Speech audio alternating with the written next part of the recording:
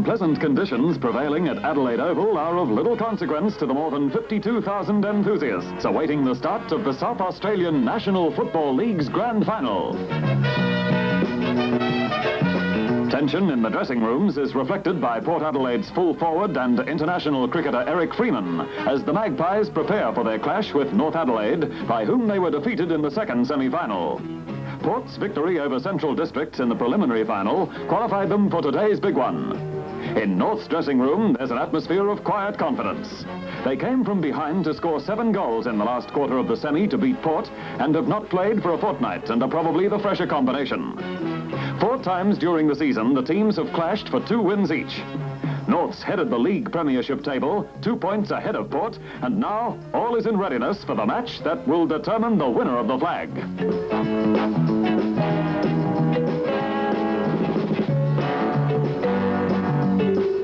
John Cale leads Port. Their most senior player, he's been their best and fairest on 3 occasions and was an All-Australian selection in 1969. The Roosters are led by Mike Patterson, a Victorian who played 167 games for Richmond before taking up the captain-coach position with Norths at the beginning of the 1970 season.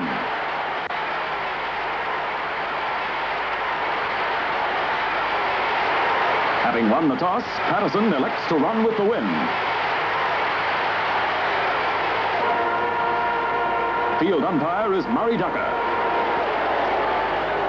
The hit-out is inconclusive as players swarm in, fiercely contesting possession, and it's ball up.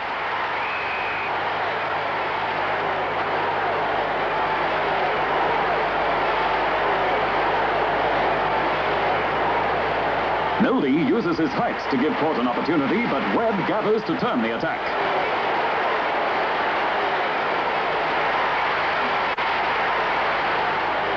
The Roosters tend to hurry their play, probably a legacy of grand final tension, and Port comfortably marks in defence.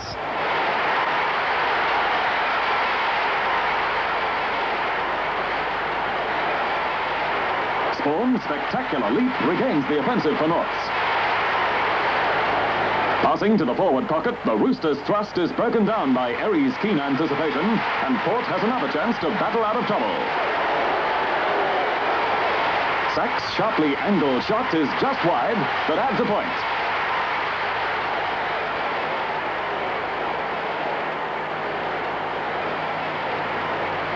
There's some scrambling passages of play as Port strive to settle down. Rebbeck bursts through negative defence and sends a precision pass to Franco. Marking safely, Franco is favourably positioned to kick North's second goal.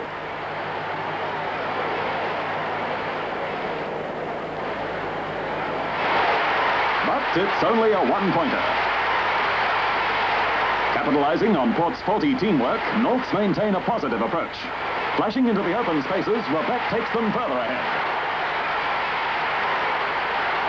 Howard sends Norths forward again, but Broadbridge jots their attack and, combining with Cale, momentarily turns their rivals back.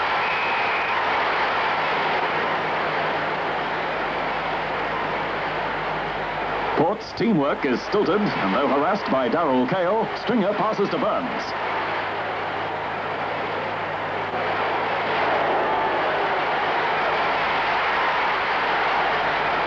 Port holds them at bay, and umpire Ducker orders ball up again.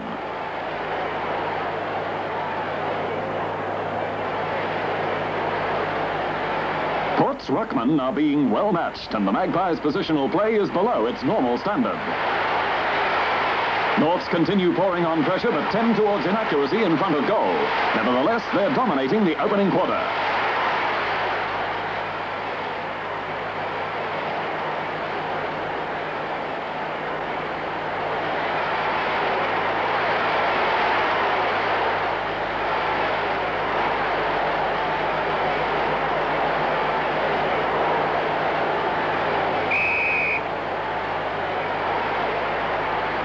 McGarry medal winner Ebert is constructive, but Port lacks cohesion, and Norths are proving a superior attacking force.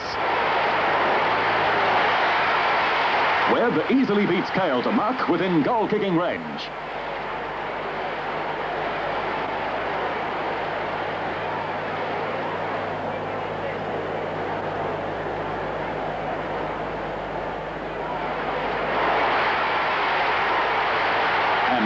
right on target. Ball handling by both teams is uncertain, but North's sharper pace gives them an edge, and Rebbeck's right footer on the turn brings up their fourth goal. At the end of the first quarter, North's lead 4 goals, 6 behinds, 30 points to Port's lone point.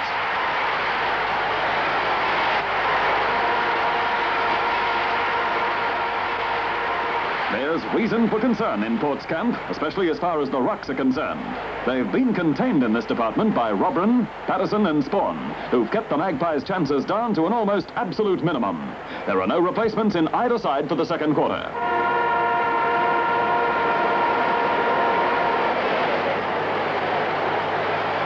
Dashing through, Mildy endeavours to snare possession for Port, but Robran is paid a free. Sidestepping away from would-be tacklers, his purposeful boot puts Norths in a strong attacking position. Erie spoils Collins, but still Port's handling is suspect, and Norths exploit the opposition's errors.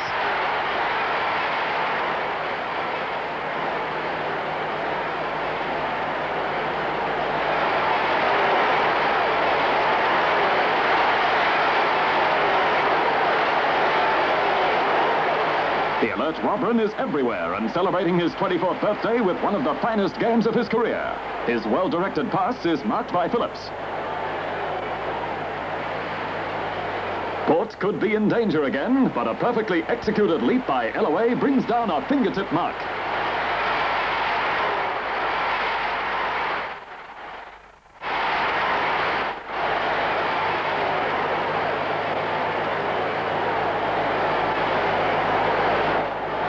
A miscalculation by Light, and Norths go forward to again storm Port's goal.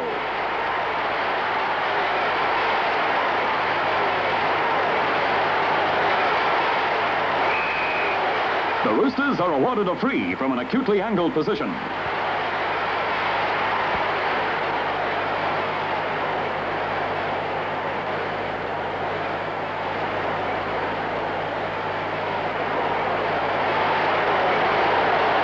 Across the face of the goal for a point.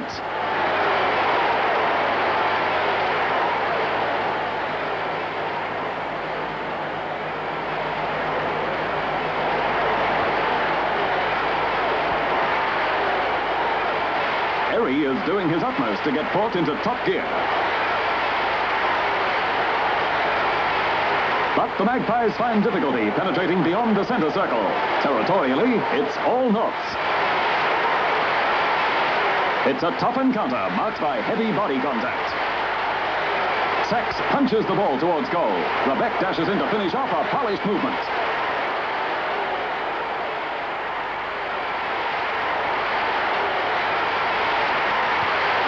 Blood streaming from a badly lacerated lip, Freeman's rugged defensive methods fail to check the flow of North's game. Obviously, Freeman needs attention, but he has no intention of leaving the field to seek it. Port are turned back by Jaworski just outside the goal square. Intent on remaining in North's half, Port are displaying more of their characteristic tenacity.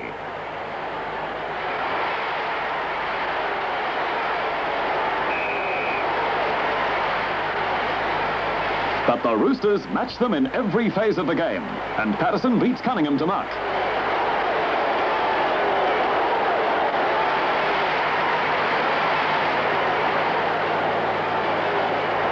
The unrelenting pressure from Norths frequently endangers the Magpies' goal, and at times completely undermines whatever pattern they try to establish, both in defence and attack.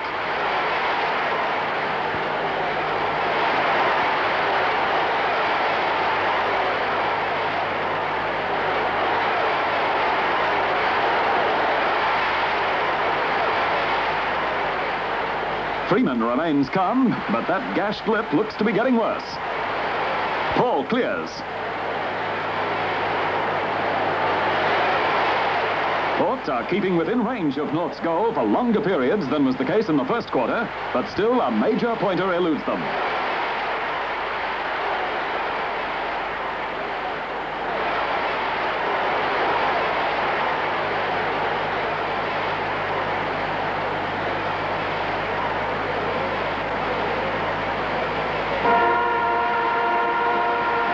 half-time, the Roosters hold a commanding lead of 6 goals, 47 points, to Port's 3 behinds.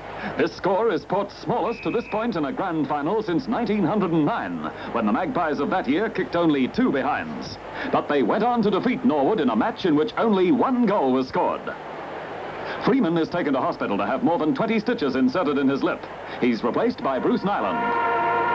Light is to go to full forward, Nyland to the wing, Broadbridge to centre, while Eberts at centre half forward has not sustained their forceful tactics in the third quarter. But Sorrell jolts their attack. Kale looms up on the flank, but North's defensive pattern remains firm, and they have the capacity to quickly work into goal-scoring positions.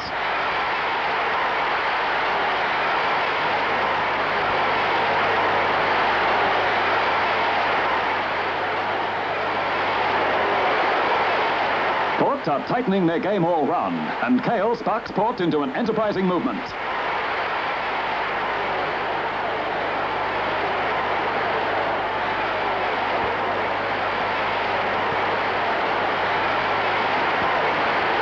Backing up, they're rewarded as Sorrell lands their first goal.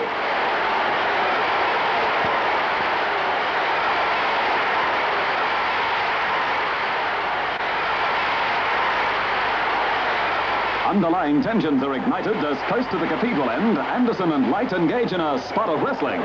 From all over the arena, players converge. Sorrell and Paul shaping up like a modern David and Goliath.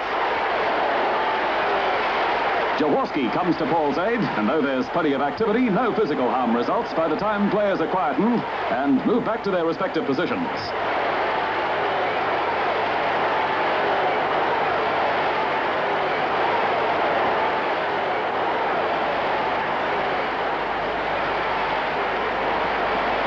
Sorrell's goal provides Port with added incentive, but Webb takes Norths into a seemingly unassailable lead.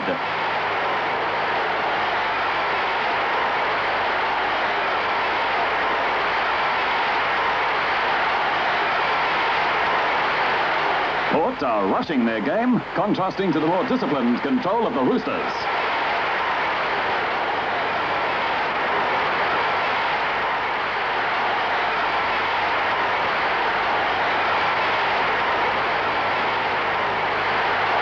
A fine defensive mark by Ellaway saves a certain goal.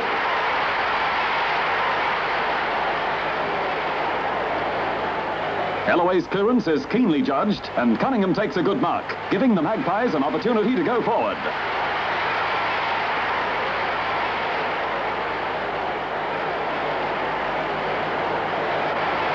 Erry is beaten by the bounce, and the untiring Robran is there to pounce on the ball.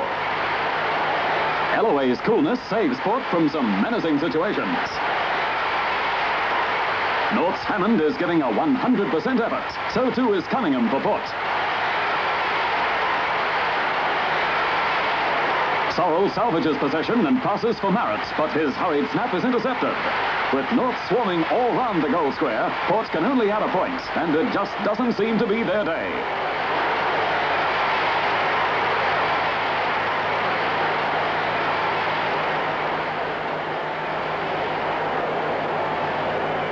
But persevering, they get a chance through Sorrell.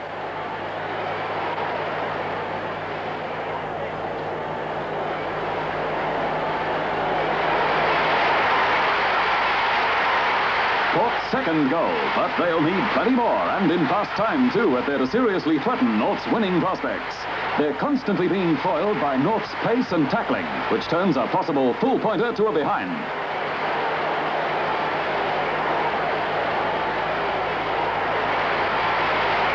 Webb flashes in to add another goal for Norths.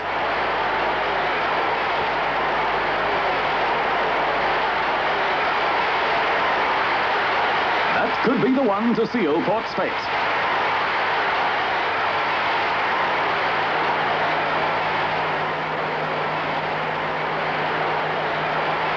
Collins adds yet another. At three-quarter time, North's 9 goals, 72 points, lead Port 2 goals for 16 points. Coach Foss Williams hopes to inspire Port to meet the seemingly impossible challenge.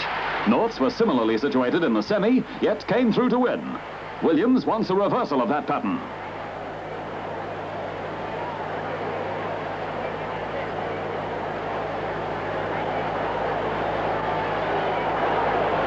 Mike Patterson guards against complacency, appreciating Port's renowned qualities when the going's at its toughest. He wants a reproduction of the play that took the Roosters to the minor premiership. Though their morale must be low, Port are expected to lift themselves to the maximum in this last quarter, in traditional Magpie style.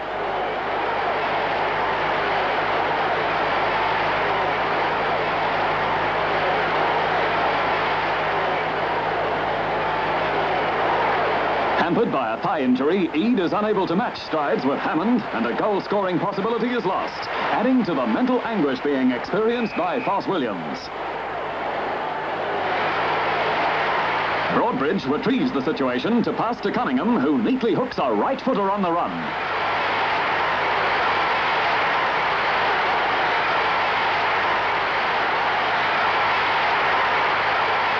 "51 points the difference as the rain increases in volume. The ruggedness of the match is taking its toll.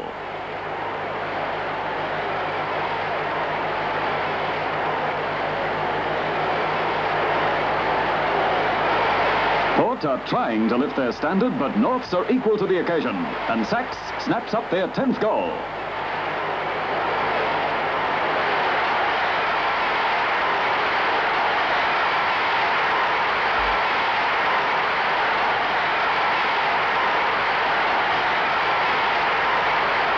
In a period of exciting fluctuation, Port scores another full pointer.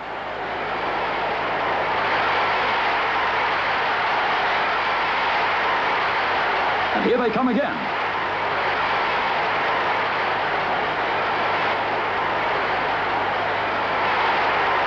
Sidestepping, Kale passes to White. He's on line with his shot as Port launch a full-blooded offensive.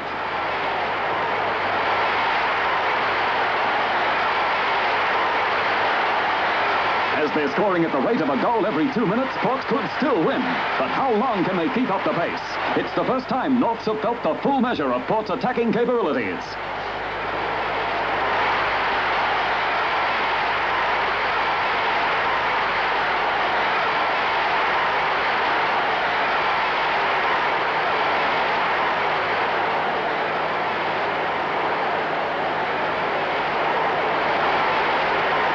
Haslam pulls down a mark but seems to have jarred a muscle. He's able to take a shot for goal, and Port still have a chance to capture the pennant.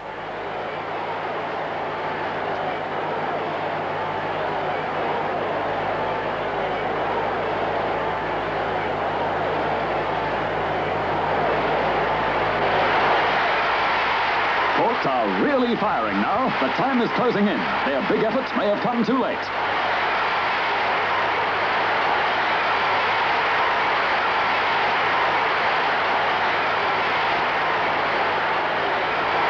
It's Port's 7th goal of the quarter, but the Magpies need at least 4 more, and they probably won't have enough time. Ebert's pass is intercepted by Hammond, and as seconds are vital to Port now, their chance of victory is hopeless. Recovering from the onslaught, North's counter. Hurl passing for dual McGarry medal winner Barrie Robran, hailed as the Roosters' man of the match. The final siren, and Norths win 10 goals, 1979 points, to Port's 9 goals, 559 points. The first Victorian to coach a South Australian Premiership winning side, Patterson's historic feat is acclaimed. South Australian Premier Dunstan presents the Thomas Seymour Hill Cup to an exuberant Patterson, who takes Norths to their first premiership since 1960, and that the Roosters really have something to crow about in 1971.